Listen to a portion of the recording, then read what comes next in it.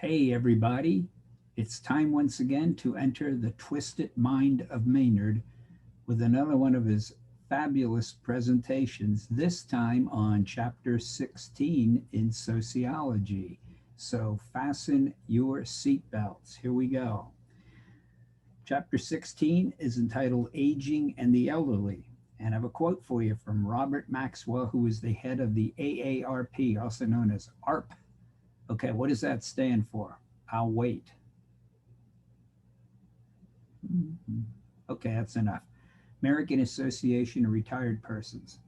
Now, when this was started, it's actually an insurance agency primarily serving elderly needs, but it has become over the years a very potent political force because they also issue recommendations on how the elderly should vote in statewide issues and also national issues. And so, because the elderly tend to vote a lot more than the other age demographic categories do, the elderly have become a very powerful political force through the direction of the AARP.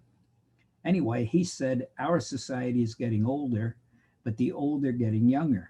The 70-year-old of today is more like a person of 50, 20 years ago. And this is like going to college, especially this semester. Robert Butler said, life is one long process of getting tired. Sophocles said, we must wait until the evening to see how splendid the day has been. See, you don't have to wait until you're on your deathbed to go, wow, what a sweet life. I wish I would have paid attention. Remember the old saying, life is what happens while you're always focusing on the future. So seize the day, my friends. Enjoy the day now. These are the good old days. The graying of the United States. Figure 16-1 graphically portrays how the U.S. is getting older. The post-World War II baby boom, which brought you the sensational 60s and all those oldies radio stations, will be elderly by the year 2030. By then, roughly 20% of U.S. citizens will be over the age of 65. So what does this matter? Well, America is in the midst of a profound demographic transformation that will render its population significantly older in the years to come. In 2014, the percentage of Americans aged 65 and older was 15%, already at an all-time high. By 2030, that will rise to 21%, and by 2060, at a remarkable 24% of Americans will be in their golden years. By 2035, the number of those 65 and older will surpass Americans under the age of 18 for the first time in the country's history. This is also exacerbated by the fact that in 2018, the crop of newborns was the lowest since 1986, about 3.78 million babies, continuing a downward trend that some are now labeling the baby bust. Now, what does this mean for the economy? Well, not good news. Number one, baby boomers have an average of only 152,000 retirement savings, far too little for a 20-year retirement as they are living longer. 45% of boomers currently have no retirement savings. A Gallup poll found that 74% of Americans plan to work past 65, with some boomers becoming work campers who combine work and retirement by buying an RV and touring a seasonal rotation of places to work.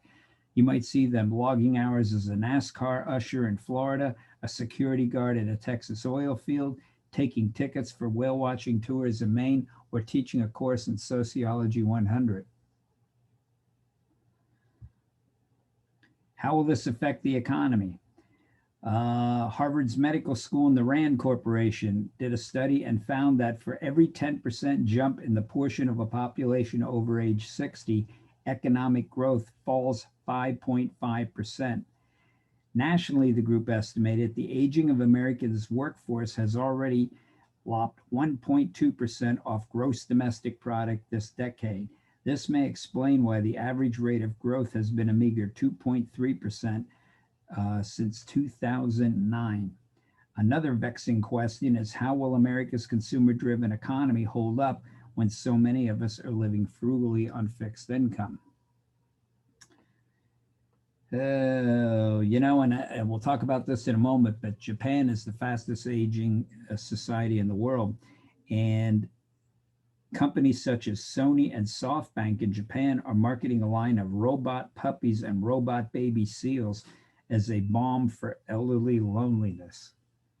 Yeah, that's what I'm really looking forward to. A little robot puppy. Then I have to go around and clean up all the little batteries that craps on the floor.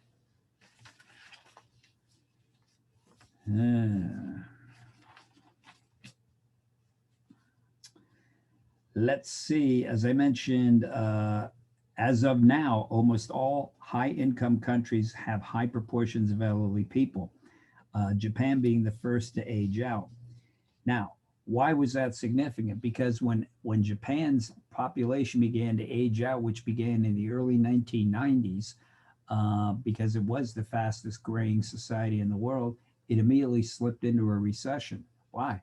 Simply because you don't spend as much when you're retired as you do when you were working. And so their economy, which is also consumer focused, took a huge hit. So 70% of our economy is based on consumer spending.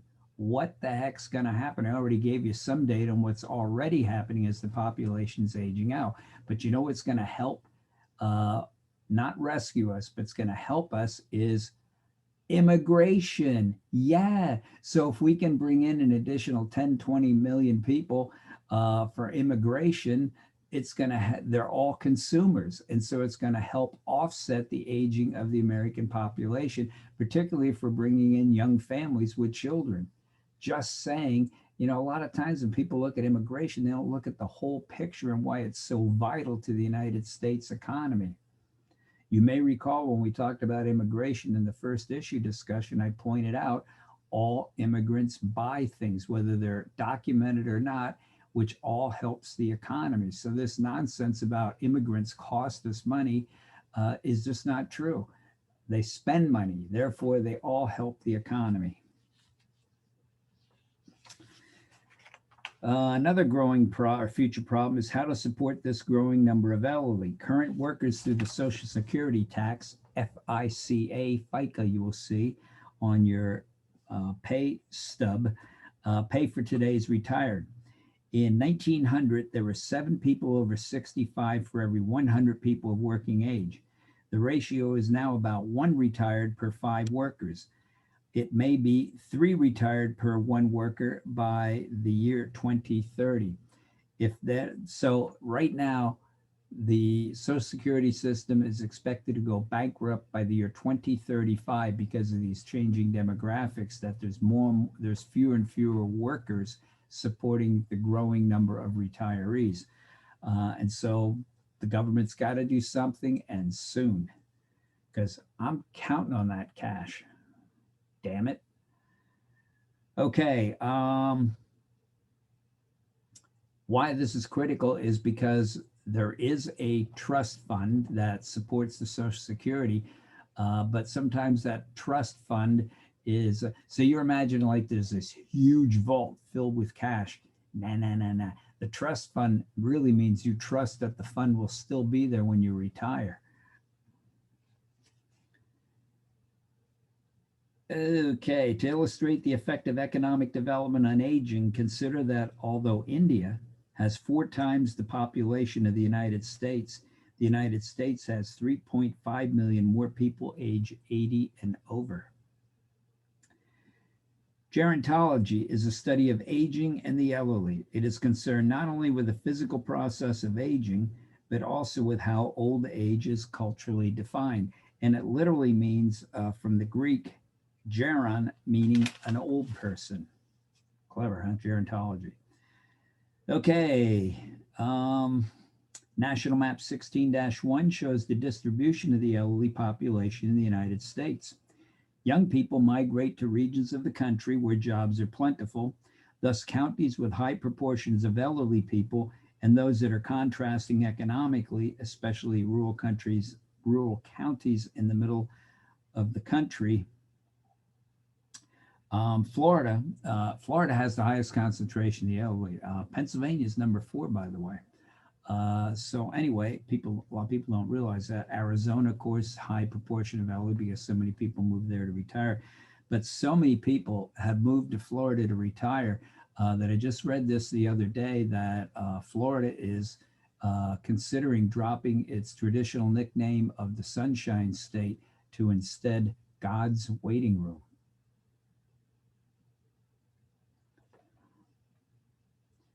Okay. Hey, wouldn't it be fun to do a true and false quiz right now, huh? Just to break things up, see what you know about the aging.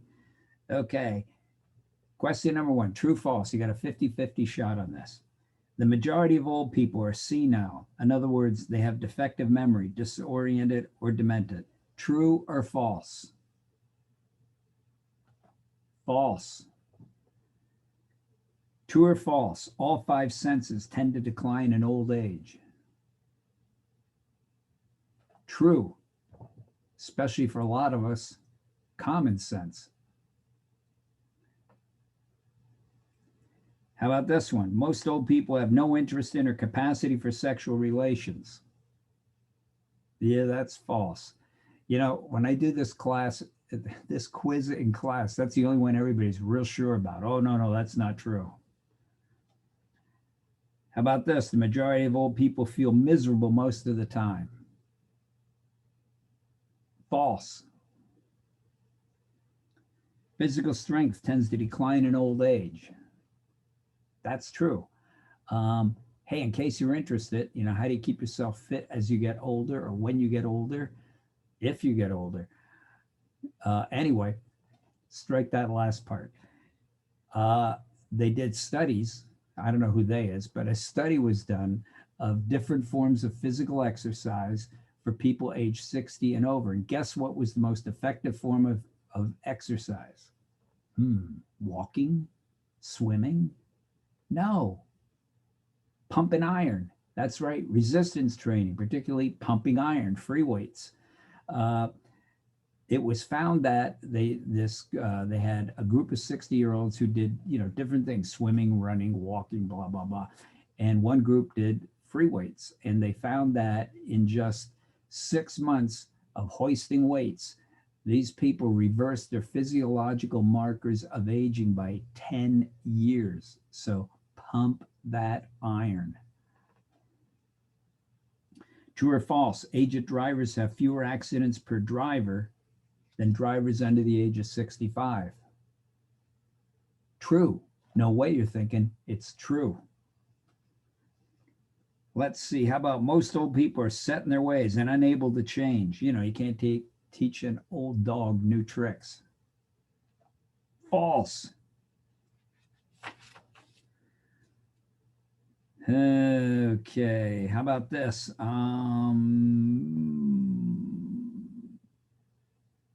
In general, most old people are pretty much alike.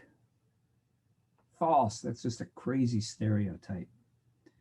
No group of people is all alike. That's because, remember, stereotypes are false generalizations. Anytime you generalize about a category of people, it's immediately illogical and false. Okay, true or false? Older people tend to experience an increase in spiritual growth as they age. That's true. And the final one, the majority of old people report that they are seldom irritated or angry. True. Although I remember a classic Simpsons episode when Grandpa, I don't know, he was ranting on about something and they flashed to a newspaper. He said, yeah, it was all in the newspaper. And they flashed to a newspaper headline, and on it was a picture of Grandpa, and he was shaking his fist, and it says, old man shakes angry fist at cloud. And see a cloud going over in Grandpa's.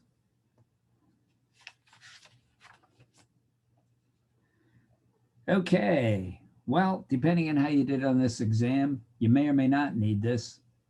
on this quiz rather, but you will need this for the exam. It's on page 421, Growing Old, Biology and Culture, Biological and Psychological Changes Associated with Aging. For example, the vast majority of the elderly are not disabled by physical disease. Everybody thinks like, oh, 10, 15, 20% are in long-term care facilities. No, not true. It's only 3.5% of the elderly. And only 1% of the elderly are bedridden. Let's see. Personality changes little as we grow old, although there may be somewhat more introversion. Sensory motor coordination, in other words, the ability to arrange objects to match a drawing, decline with aging.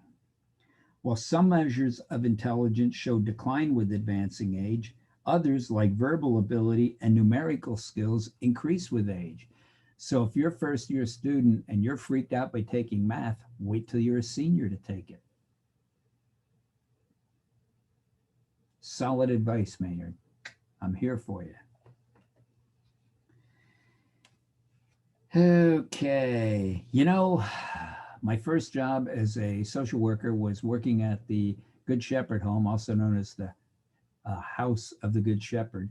But anyway, I had a range of clients. I was the first full-time caseworker for the residential population. So I had, I don't know, 100 and some clients.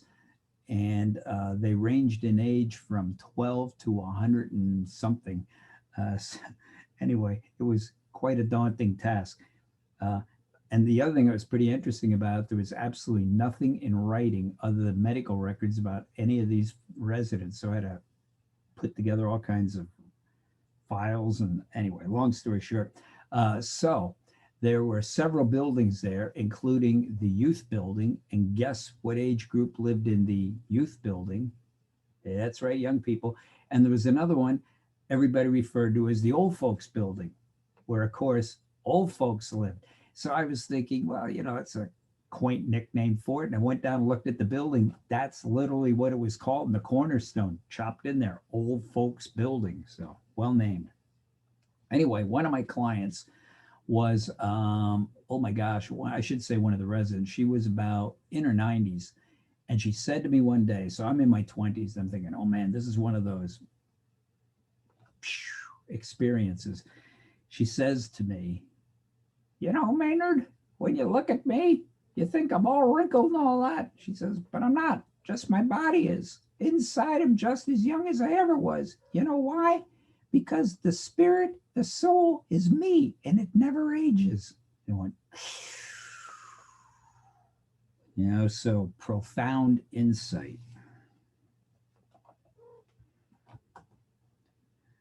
Being visited by a cat here. You want to see everybody? What to my wondering eyes should appear but a cute little cat with two little ears?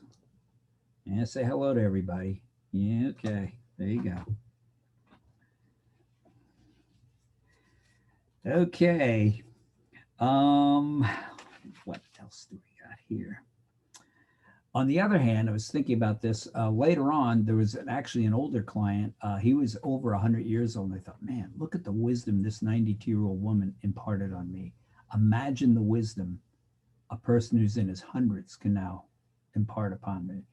So this was right around the time when the United States, I'll throw this in just to mess with you, allegedly landed a man on the moon.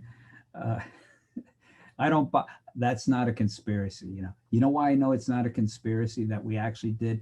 How in the hell could all those people keep their mouths shut about that kind of a conspiracy for this amount of time, and it never came out before? So, of course, we landed somebody on the moon. Anyway, so I said to him, Mr. Smith, what did you think, when we finally landed a man on the moon? Wasn't that amazing? And he says, Maynard, if God had wanted man to fly, to given him wings. Right. Okay, so I refer to H.L. Mencken, who said, the older I grow, the more I distrust the common notion that age brings wisdom. Well, let's see. The elderly comprise about 20% of the population of North America, but they represent 28% of drivers in North American highways. Now, there's always this concern about old people driving, and Congress, in deference to so many elderly people driving, is now legislating what's going to be called the eventual left turn, so that when an old person pulls out of his or her driveway and already has the blinker on to make a turn 3 miles down the road, that's a legal form of driving, legal rule of driving, I should say. Well, the study of indigenous cultures such as the Abkhazians demonstrates a basic truth that growing old is as much a socially constructed reality as it is a biological fact. There is a positive significance of being an elder in this and other pre-industrial societies, in contrast with the more negative status of the term elderly in industrial societies.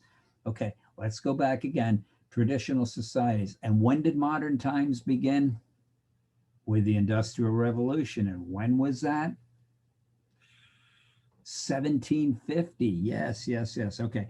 So in traditional societies, you may recall in a previous chapter, we talked about the fact that most of the lowest income countries of the world, the low income countries, all have traditional societies. Okay, in traditional societies, how do you know what to do? How do you know what up? You follow what the elders tell you to do. Why? Because they know the traditions. They have the most experience with the traditions. So these are the venerated depositories or repositories, I should say, of wisdom, the elders. But in our society, it's the elderly. Why? Because technology is all that matters, and you have, I don't know, older people don't know how to operate a cell phone or a computer or the DVR. And it's like, okay, Gramps, you've had a good run. Now get out of here. You're useless. Age stratification. Remember stratification? Class layers. Age stratification is the unequal distribution of wealth, power, and privilege among people at different stages of the life course. Age stratification varies according to a society's level of technological development. Gerontocracy is a form of social organization in which the elderly have the most wealth, power, and privileges. Let me give you an example. Half of the entire federal budget, each year, half goes to just two programs, Social Security and Medicare. So 52% of the entire federal budget goes to two programs, both of which benefit the elderly. So I mentioned previously, the elderly become a powerful voting bloc in society. And as a result, more and more money is steered in their direction from the states and from the federal government. And when this trend became more and more evident, I remember Time Magazine ran an article on the cover of the magazine was "The Greedy Geezers." Whew, rough. Okay. Now, let's have a bit of a discussion, shall we? Okay, only 1%, follow this closely, only 1% of US people under the age of 65 thought that elderly people could yet experience the best years of their lives. In other words, most people under 65 are dreading the so-called golden years. Why do you think that is? Take your time.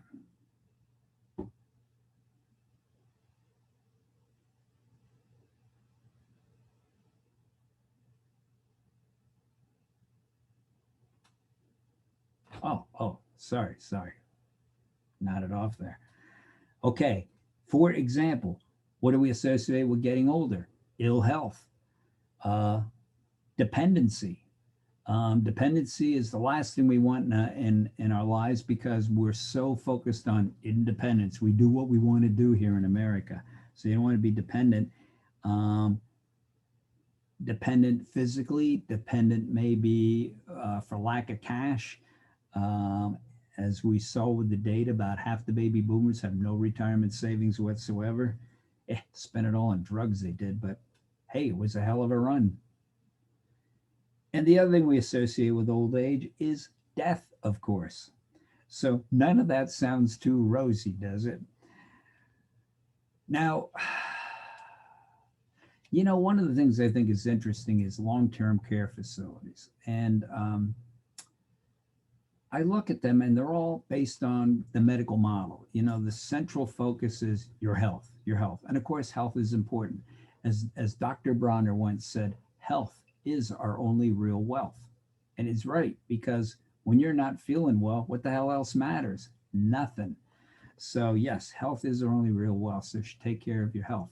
Anyway, um, so I'm thinking, and when you go to long-term care facility, it's time for activities. What are we going to do today? We're going to play bingo.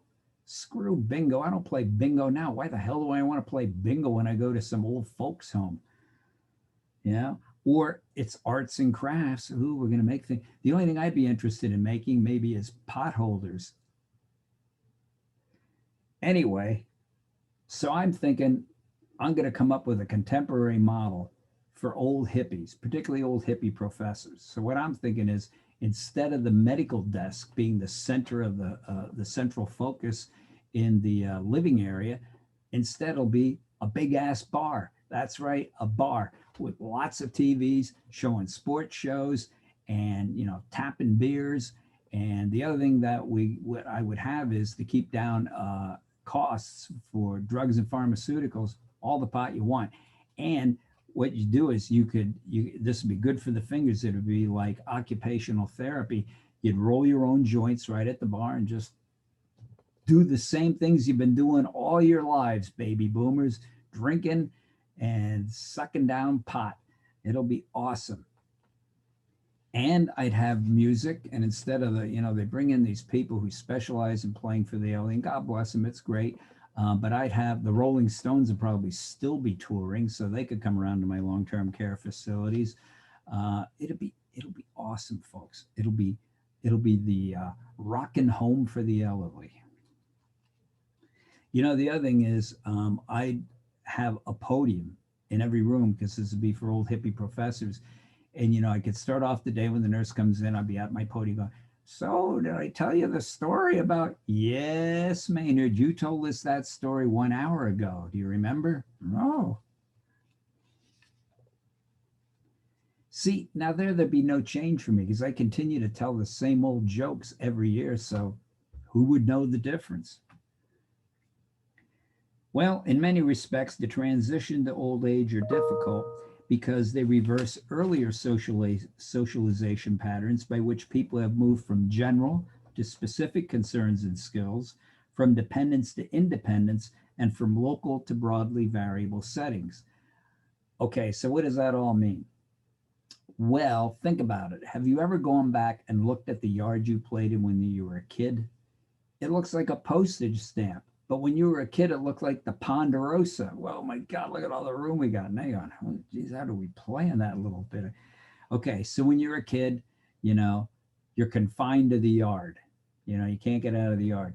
And then as you get older, okay, you can now you can get on a bike and roam around the neighborhood. Then you can start roaming even further. Then you can go to college and it's road trips, and you graduate from college and trips around the world and so forth. And then as you get older, they take away your driver's license and you're back to being stuck in the home. So it reverses those whole patterns. I can remember my father, uh, my my father, he had like a problem with his neck, and so I didn't even realize this. He and my mom would be taking care of our son Tyler, and I began to realize he couldn't turn his head one way. He can only turn it this way. And so they go to the store and take Tyler with them, in his little baby seat and all. And he could only look one way at the crossing. And so he had to arrange the trip to get to the store so he didn't have to look this way. Now he could depend on my mother to help him out as the navigator, but my mother, when she passed her driver's license test on the way home, just going down a 2-lane road, and a car's coming the other way in its lane coming down. And my mother freaked out, let go of the wheel, the car careens off the road, and that's the last moment she ever drove. And she's the navigator. So once I found this out, I thought, you know, it's time. And I think the other thing, I don't know if I mentioned this to you before or not, but at one point he says to me, "Maynard, can you take me down to PennDOT. He says, I need to get my driver's license renewed. And I said, why don't you take yourself down? He says, you know, I can't see well enough to drive. I said, that's it. Give me the keys. Okay, here's another example. When you're a kid, what is your main concern? Nothing. Play. It's spontaneous city. You do whatever you feel like doing, right? Then as you get older, it's like, ooh, I can't wait to go to school till you get there, of course. And then you go to school and, oh, it's all exciting, you know, going to school. And then you're looking for, oh, someday maybe I'll go to college or I'll get my first job or go to trade school and all that, blah, blah, blah, blah, blah. And so, yeah, what happens is you're getting increasingly more narrowly focused because, you know, if you're going into the trades, you got to focus on your trade. If you're going to college, you got to begin to select a major. And then your profession begins or professions, you know, and so you're highly focused. And then all of a sudden, boom, it's time for retirement. And then what? Well, then what means you're back to general concerns again, you know, like watching The View each day on television. See, it's a show on never mind. Or you get to choose. Should I watch Fox News all the time or CNN all the time and further pervert my thinking? Okay, what else is your, when you're a little kid, what happens is your parents have to take care of you. You're physically dependent on them. You know, then if you're lucky, by the time you turn 18, you potty trained, and then boom, you know, you're taking care of yourself. And then what happens when you get older again? Somebody's physically taking care of you again, perhaps. So again, the point being that everything changes from your socialization process from narrow focus to broad focus back to a narrow, from broad focus to narrow focus back to broad focus again.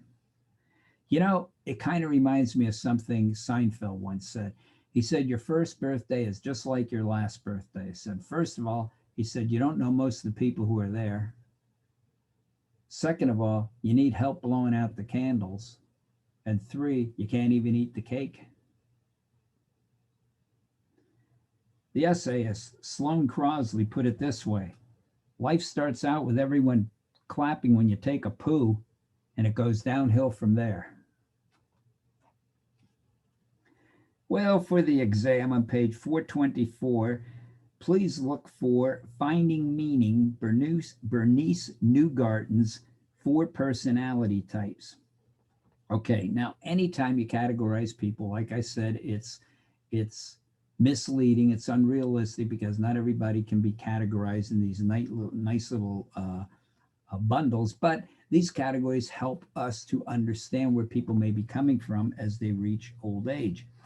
Now, this was a longitudinal study. I think it took place over a 7-year period of people in their 70s. So having studied these people, she placed them in one of 4 categories.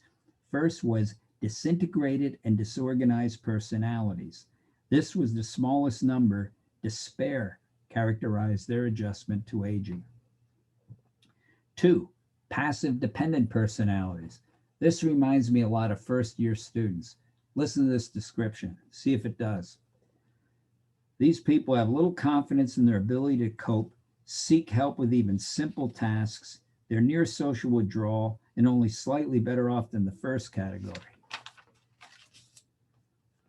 Little burn on first-year students there. 3, defendant personalities. They live independently, but they fear the reaper. They try to be fit and youthful. Remember, denial ain't just a river in Egypt. All this can breed stress and disappointment when they face the reality of, who's that in the mirror? My God, it's me. 4, integrated personalities. The good news is this was most of Newgarten's sample group. They had a high level of dignity, self-confidence, and optimism. In fact, research indicates that for subjects 25 to 74 years of age, subjective happiness rises with advancing age. Another study found that regarding social isolation by age 65, 35% of women, but only 19% of men live alone. Men are so needy. Retirement. It's tough because so much of our personal and social esteem is wrapped up in our jobs, not to mention the loss of income. Uh, Now, here's a problem. When you say to a kid, "So, what do you want to be when you grow up? What are you fishing for? What answer are you fishing for?" Not the kid saying bigger. No, what you're fishing for is what's going to be your job. That's a key identifier in Western industrial societies, our professions. And again, it's nothing new. We talked about this in medieval times. Your job was your name was your job. If you were a miller, guess what your job was? Miller. If you were a tiler, guess what? You worked with tiles. So Fenstermacher, window maker. Anyway, so we identify strongly with our jobs. Now the problem with that is if you identify that strongly with your job and then you retire, then you are not. And this is literally true. Most of us have known, perhaps most of us have known at least one person who is so wrapped up in his or her work that when they retired, and these are people in perfect health, 1 year later they were dead because they had a loss of meaning in their life. Everything was about their job. Now, I would suggest to you that is a poor way of identifying your life. Um, a job is something you do. It's not the sum total of you. It's just one aspect of you. It must be important though, because when you read obituaries, they always say stuff. They always, you know, here's when the person died. Here was the circumstances of death. Here's what he or she did for a living. Here are the funeral arrangements. That's it. You want any more, you got to pay for it. So apparently it is significant. However, don't get all wrapped up in it. It's just something you do. Reminds me of that Pink Floyd song. This is all my book, everything you ever needed to learn. You could have learned from classic rock, where they talk about who are you. It's like everybody you meet, everybody you greet, everything you say, everything you do, everybody you love, everybody you. This is who you are. It's the sum total of all of that. Retirement is only common in industrial societies, and in the United States, that was only true in the last, let's see, about 80, 90 years. Up until 1935 and the passage of the Social Security Act, the first welfare program, which launched socialism in the United States, I hasten to point out, because people so don't get socialism. Anyway, that's what we determined we could retire. Think about it. In indigenous societies or traditional societies, you don't retire, just work till you're dead. The whole concept is an alien concept. And so only when we were able to actually assemble enough savings did this retirement notion come about. And we were kind of late to the game. The first retirement program was actually in the late 1890s in Germany. Okay. Get to the highlights here.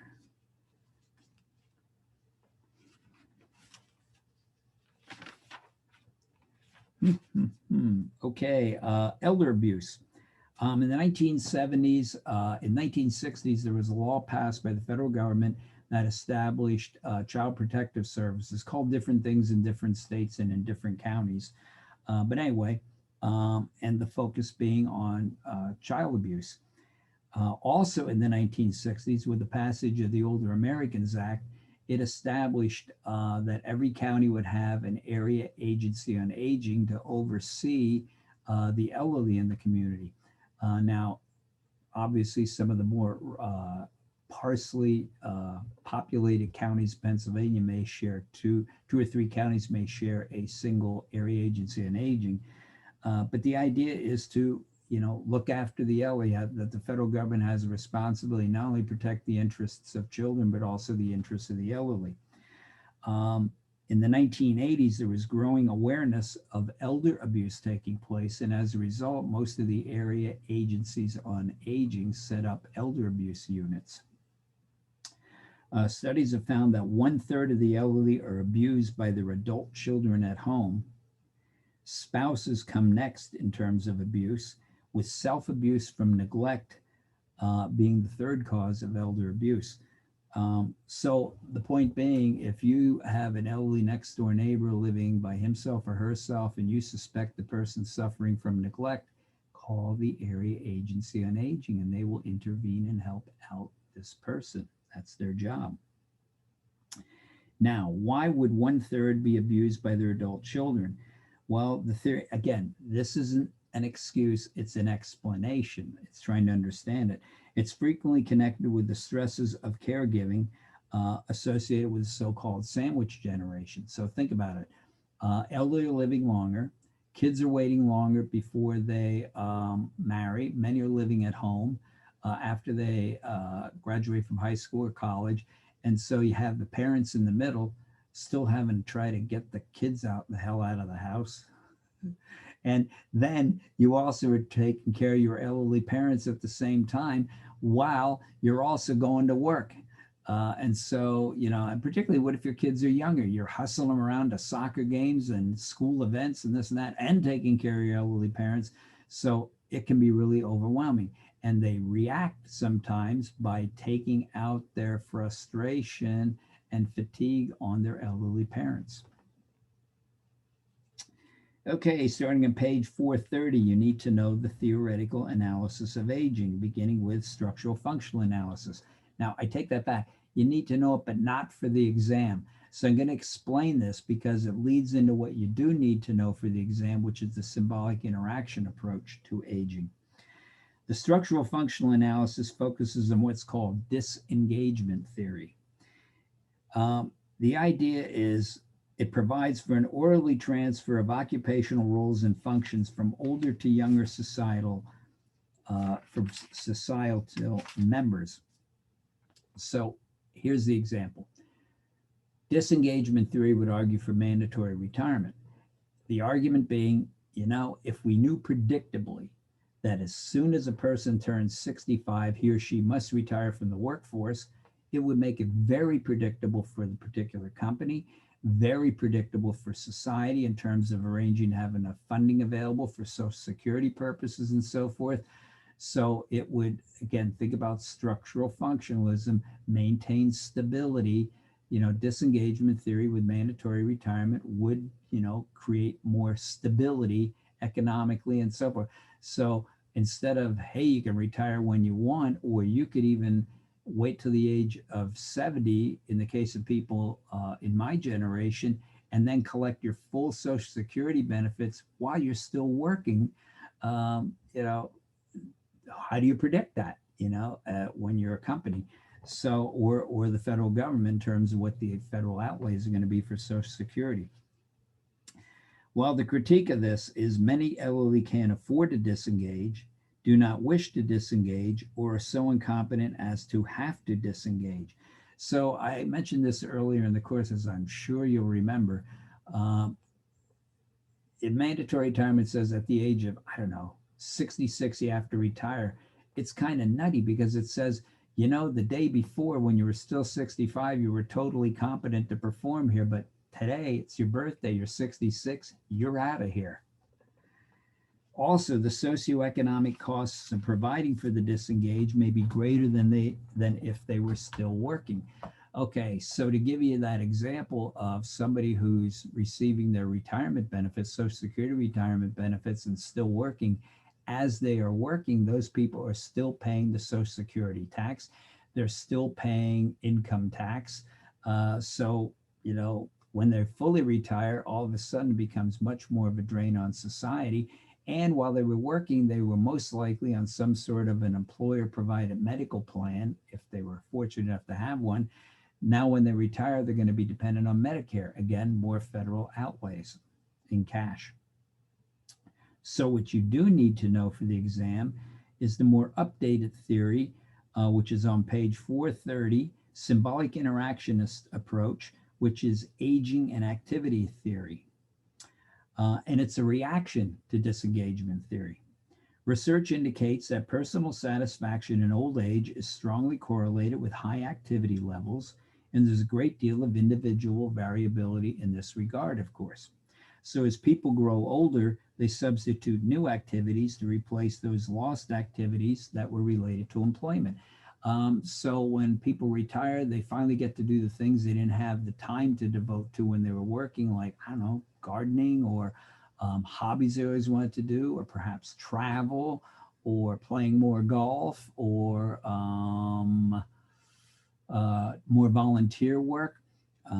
It's interesting because I got a real good track record of whenever I go over to Wegmans to shop, I almost always run into somebody from Cedar Crest. Sometimes some of the professor emeriti I worked with many years ago. And, I always ask them, how's it going with retirement? I said, oh, Maynard, I'm busier than I ever was when I was a professor at Cedar Crest. They go, oh, yeah, that's right. You had tenure, right? They go, you're still a smartass, aren't you? I go, you betcha. Don't want to leave them down. Well, the problem with this approach is we may exaggerate the overall well-being and competence of the elderly to continue to perform. For example, it's probably a good idea, as is mentioned in the text, that airline pilots, as they get older, get routinely tested for their eye-hand coordination. I'd like to know that they're still tight with that. Also, many of the problems facing elderly persons may have less to do with them personally as much as how society operates and creates problems for them. Now, the other thing it assumes that you have money when you retire. So I already mentioned half the baby boomers have no savings whatsoever. Or let's suppose you're a low income wage earner your entire life. Well, how much Social Security benefits you get is dependent upon how much you paid into the system. So if you never paid much into the system because you never made that much in your lifetime, you're not going to get very much in the way of benefits when you retire, which just adds to the problem of low income people. For the problem for the low income people in terms of even retirement income. Okay, so the idea is, oh yeah, see, now you retire, you can go play golf. Not if you're low income, maybe miniature golf. Oh, I'll tour the world. How am I going to do that? I don't have the money. So it assumes that people have the money to entertain and participate in all these hobbies. Another criticism is that this places too much emphasis on physical activity, which may or may not be the case for some people when they retire. They may be limited in their physical abilities at that point. Once again, as I've said throughout this course, look at the tables that compare the three different paradigms. Now, in this case, the only one you need to know is symbolic interaction, but the table is on page 432. So again, you look at the table. If you understand them, then if you don't understand something about them, go back and read the full description of each of the theories. Also, again, for all the exams, you should always know the critique of each one of these theories as it's applied to the material in the chapter, because you probably noticed, I hope, that on the first exam, there were questions about the criticisms of the structural functional theory, for example, applied to deviance or whatever. Okay.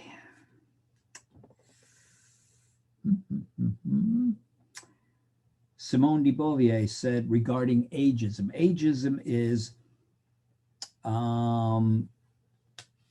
putting down the elderly. In other words, it's like heterosexism, sexism, racism, ethnocentrism. It's getting down on the elderly.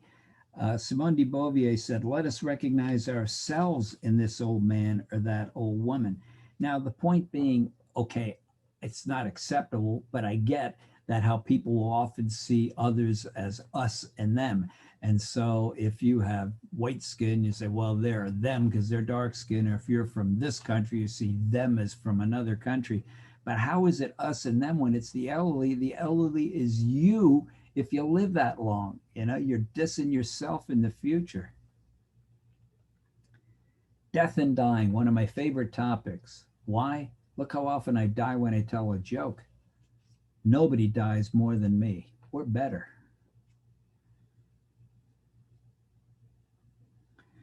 See, when you die, when you tell a joke, you have to have what's called savor material. So I studied some of this great comedians and how they handled, savor, what they did for their savor material. It's how do you rescue your ass after you bombed with your joke?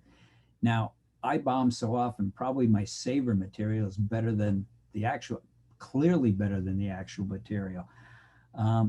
So for example, I studied like Jack Benny and Johnny Carson, who are some of the best. Jack Benny, after a joke bomb, would just get this amazing look and he'd just stare, in disgust, at nobody responding to his jokes.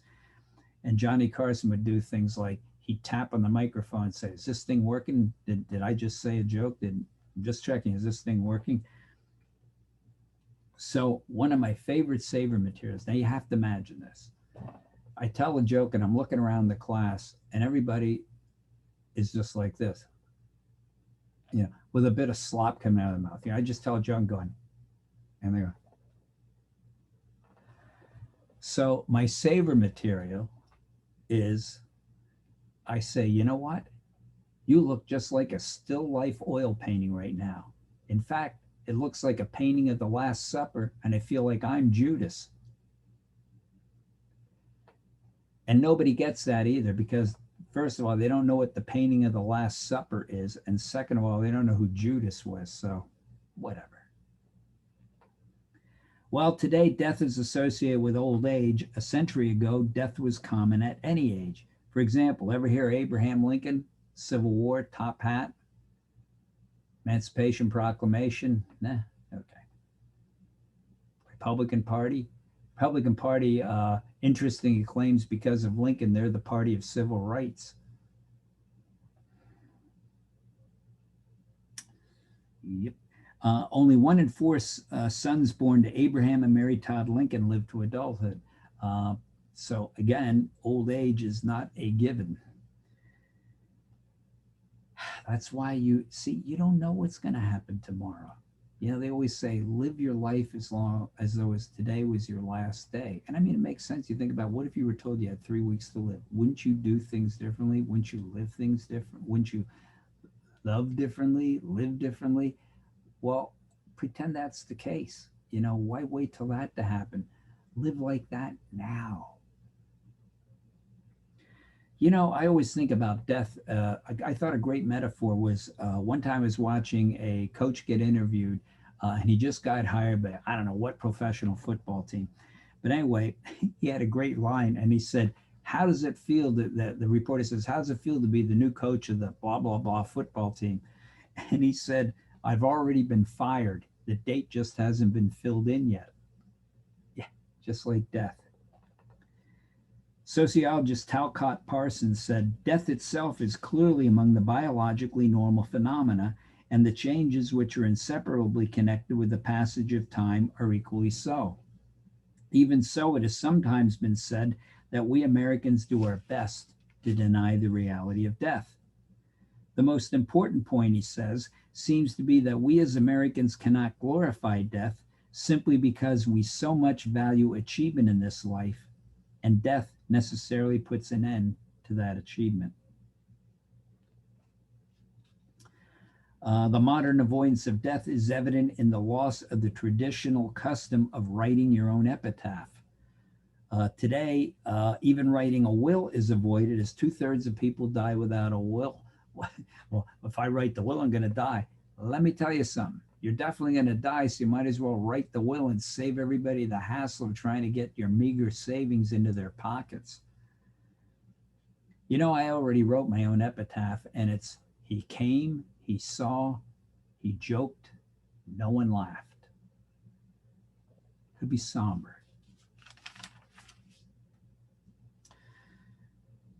And this is all from the little handful of quotes I have when insults had a touch of class to them. I got 2 for you. Clarence Darrow said, "I have never killed a man, but I have read many obituaries with great pleasure." Betty Davis, late actor, great actress Betty Davis, she and at her time, one of her competitors as an actress was Joan Crawford, and they hated each other. Betty Davis said, "You should never say bad things about the dead, only good things. Joan Crawford is dead. Good."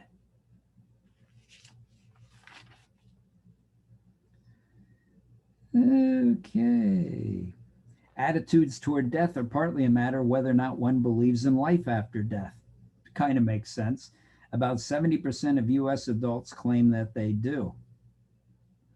This is more of a Western notion. In Eastern religions, they don't get so freaked out about death as do we.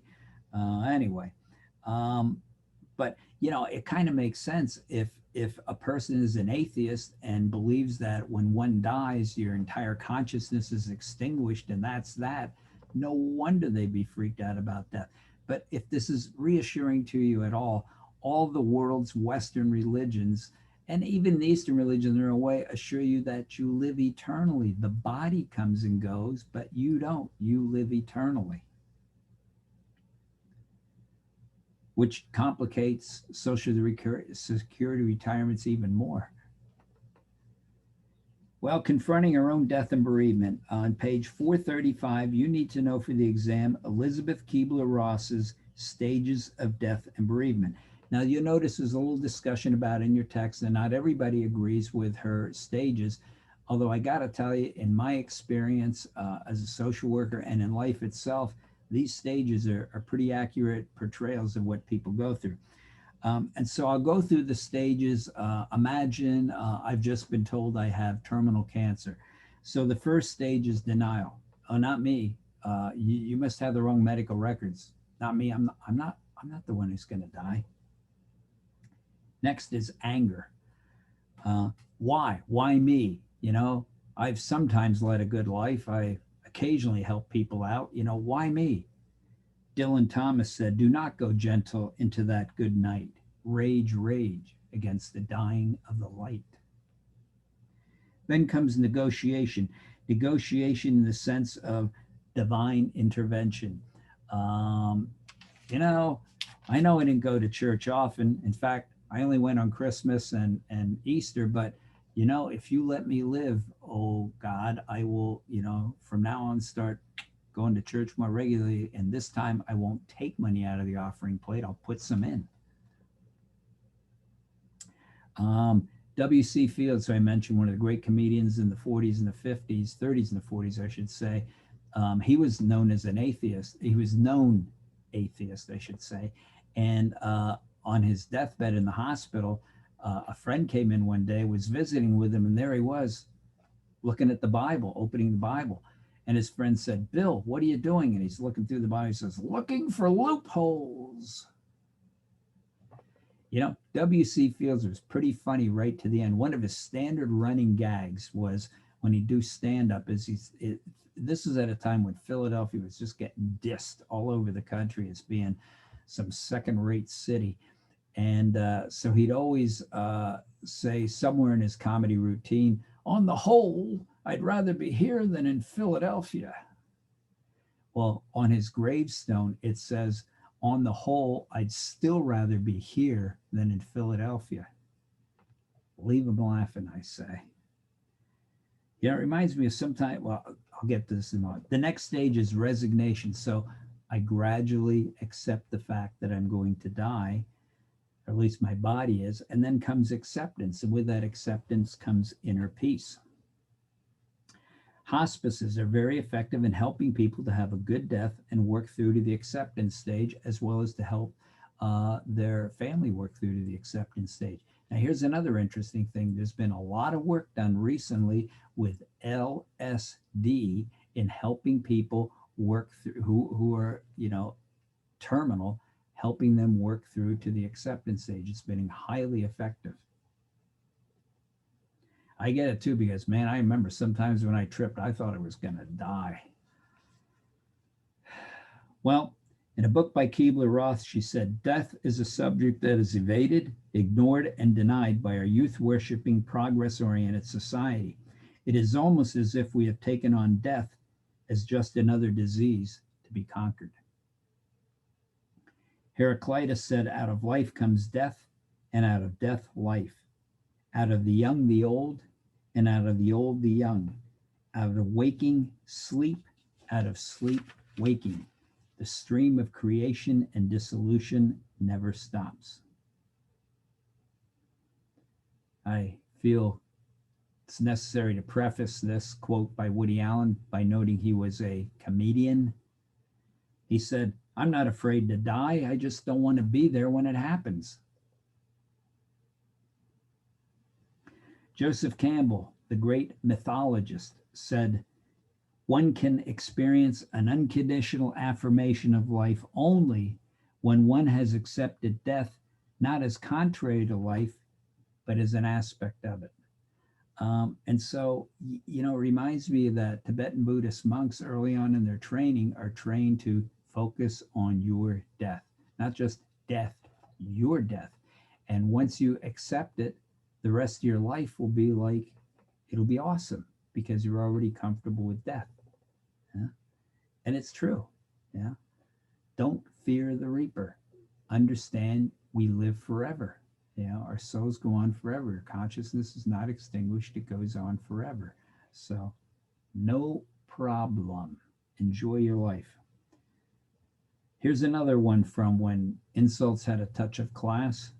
Mark Twain said, I didn't attend the funeral, but I sent a nice note saying I approved of it. It reminds me what I was going to mention before when I didn't want to interrupt the flow of the 5 stages. Is I was reading an obituary one time, and you could tell it was written by the departed loved one, but it was freaking hilarious. One of the he had all kinds of gags in it, and it was written by his sons, and and in it said, and Dad was quite the daredevil. On his deathbed, he said, "Watch this." I also came across a story of, I believe it might have been a Tibetan Buddhist monk, that he realized he was about to die. And so what he did is he stood on his head, thinking that would amuse everybody highly to find him sitting on his head dead. Or think about during the Vietnam War, the famous picture of the Buddhist monk who got down on the ground in the middle of Saigon, busy street in Saigon, threw gasoline on himself and lit himself up. Now, if you look at the pose, he's sitting there in a meditative pose, totally undisturbed by having his body consumed by flames. That's self-realization achieved. Well, I've always been fascinated by some of our funeral customs. And, again, it's a cultural universal. I know you remember this. Cultural universals mean it's found in every culture, but it's variable as to what the customs might be. So all cultures have some form of funeral ceremony, and it's for closure, so that, we can all come to get the peace about the fact our departed loved one is now departed. So, for example, in India, they had a custom called the sati. Now, this was an old practice that was outlawed by the British when the British took over India in the 1830s. But the widow would willingly join her dead husband on the funeral pyre as a sign of devotion. I will follow him wherever he may go. There is no pyre too high. There is no pyre too hot. I will follow him, follow him, follow him. Wherever he goes, he goes. I wonder how many women today would willingly jump on that funeral pyre to join their husband. Yeah, I was reading about a story a woman told. Her grandparents lived here in the Lehigh Valley, her great-grandparents, and she said that she was talking about the life her mother had to endure, but her great-grandfather was killed in an automobile accident, and when his wife heard the news, she walked right out of the barn and killed herself. She just could not endure living without him. Well, we in the United States have a custom that's often employed called the open casket viewing. Now, again, please, no offense intended to anyone who chooses this practice, or if your family's in the funeral business practice, nothing personal. It's just my perspective. And again, my attempt at humor. Notice the key word being attempt. Anyway, it's kind of bizarre to me, because to me, you're just looking at the body, not the person. The person, the person's probably sitting there too going, wow, these people just don't get it. But I always think of something. So imagine the loved one had terminal cancer, and it took a real toll on that person's body. And so there's the person laying in there. Now I got to tell you, funeral directors are freaking magicians in terms of how they can make that body look good no matter what happened prior to the death. And so people are filing by, and no matter, suppose it's you, and people going by going, well, my God, she looks better than when she was alive. I look better dead than when I was alive. What? Now, having talked to funeral directors, it's kind of interesting, because, they got like cotton in here and they put makeup on and they put stuff on the glasses so it doesn't fog up from the cold dead body. And bones are breaking and stuff when they're putting on a coat and tie, and they don't have to put a whole heck of a lot on from the waist down because they got the blanket covering the person there up. And so anyway, it's just a really interesting practice to me. It reminds me of something Seinfeld, the comedian, said. He said, it's obvious we don't understand death. If we did, why would we put a pillow under the corpse's head? Too, sometimes we just don't get it. And a lot of times the family, I've been part of families who the loved one did not want an open casket viewing, and yet they did it anyway. I just want one last look. Have you ever gone to an open casket viewing? Do you still have that memory in your head of how that person looked? Yeah, try to get that memory out, that vision out. Is that how you want to remember the person? Don't you want to remember the person smiling, laughing, and having a great time? Yeah, that's there too, Maynard, but it's mixed in with that image of. Anyway, my paternal grandfather, no, yes, it was my paternal grandfather. His final wish was never obeyed. And I thought, had we done this, this would have been a funeral we would have all long remembered. And, Pappy's dying wish was, sorry, it's kind of touching to even talk about it. He said, I just want a ham bone shoved up my ass and let the dogs drag me away. And I thought, that would have been a funeral for the ages. Can you imagine? We're all gathered on the back porch. There's Pappy with a ham bone up his ass, and a bunch of hounds are dragging him up over the hill. Goodbye, Pappy, goodbye. Goodbye, Pappy. Goodbye, goodbye.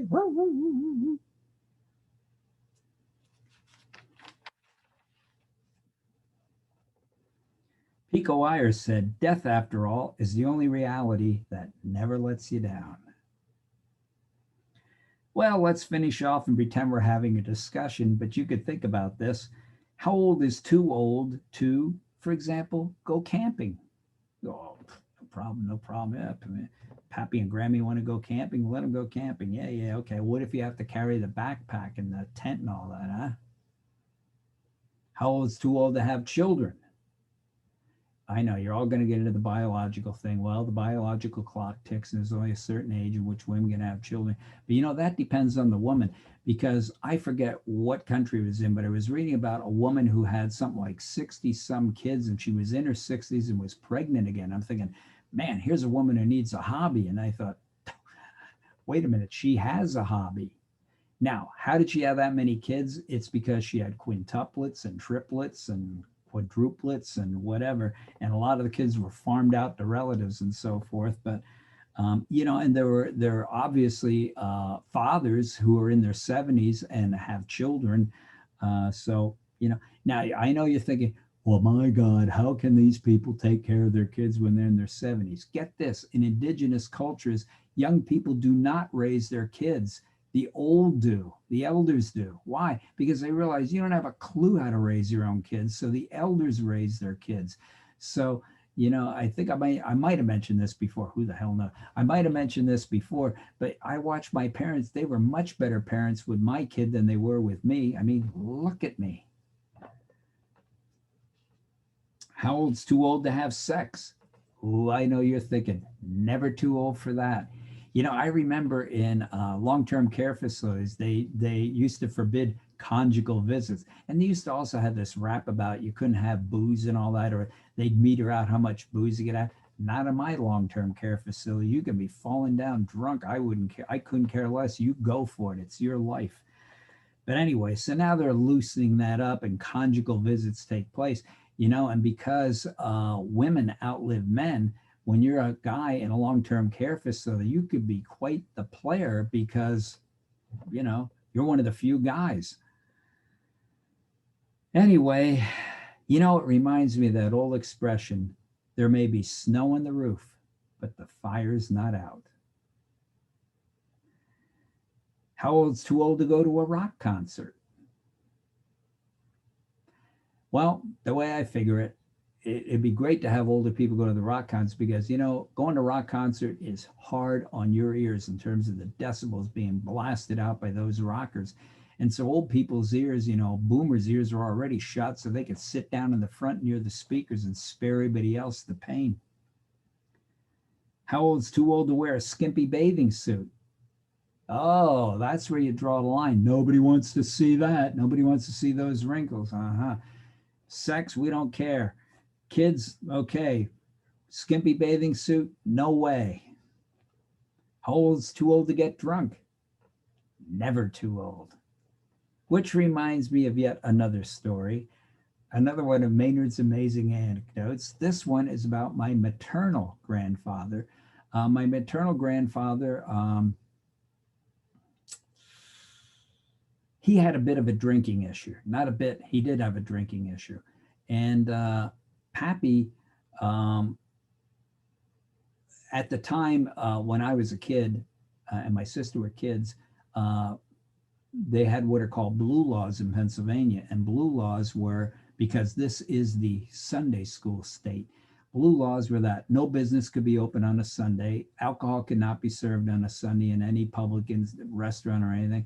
And so by the way, that eventually got challenged. A business called Three Guys from Harrison, which were three Jewish gentlemen from Harrison, New Jersey, who opened up a sort of like a little department store here in Allentown, challenged the state laws and said, we're Jews. What does the Sabbath Sunday mean to us? It means nothing. And so you're discriminating against Jews by not allowing business to take place on a Sunday. And that case won in the courts, and that was the end of the blue laws in Pennsylvania. Now, even to this day, the alcohol consumption is limited in rest.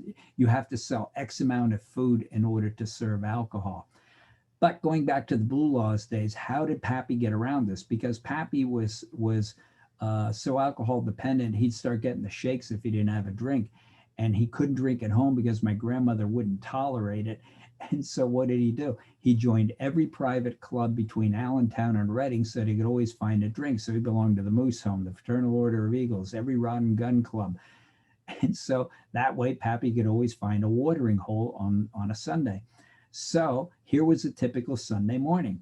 Pappy would come driving on by and he'd say to my sister and I, hey, do you want to go along with Pappy? He's going to go to the Rod and Gun Club and pay his dues. So my sister and I are thinking, gee, I don't know, that sounds tempting. We could go to Sunday school and get one of those flannel board lessons like, and then they moved the rock and Jesus came out of the cave and was arisen. Yeah, we could go for that. Or we could go with Pappy to the Rod and Gun Club and play shuffleboard and eat pretzel sticks and suck down root beers while Pappy's pumping down beers and shots, Boilermakers. So, of course, we chose that every day. Now, I think what's comical as I look back at it is my parents didn't even care. It's like, okay, have a good time with Pappy, knowing Pappy's going to drive us home drunk. But see, here was the key. Pappy was such a veteran at driving drunk. It wasn't a problem for him. He never got that drunk that he couldn't drive. So my parents were cool with it. Well, anyway, getting back to the other story, is it was Pappy's 65th birthday. So we decided we'll have a kegger for Pappy and invite, his friends who are still alive. And it was at my sister and brother-in-law's house. And so, I was going to college at the time, so I could pound beer and I was keeping up with Pappy. But anyway, so now it's about 8, 9 o'clock at night, and we've been pounding beers all day, including Pappy was. And Pappy's standing near the refrigerator, and he says to me, "Now, Sonny," he said, "get your Pappy another beer." I go, "Right away, Pappy, I'm on it." So I get him a glass of beer, and I give him the beer, and he's standing there. And as I'm talking to my brother-in-law, we look over at Pappy, and he's slowly sliding down the refrigerator with his back. I mean, literally just sliding down, right? So he gets totally prone on the floor. And here was the remarkable thing, and it shows how devout this man was about drinking. That glass was still upright, and he didn't even spill a drop. We took it out of his hand, and we just went, "Pappy, you are the freaking man. You didn't even spill a drop. You were the man, Pappy. You are the freaking man." Still get a tear in my eye thinking about that day. Well, here's a final quote as we close out this chapter. Mark Twain said, "Let us endeavor to live so that when we die, even the undertaker will be sorry." Hey, that's all for chapter 16. Excuse me. Yes, 16. I'll see you soon with chapter 17. Bye for now.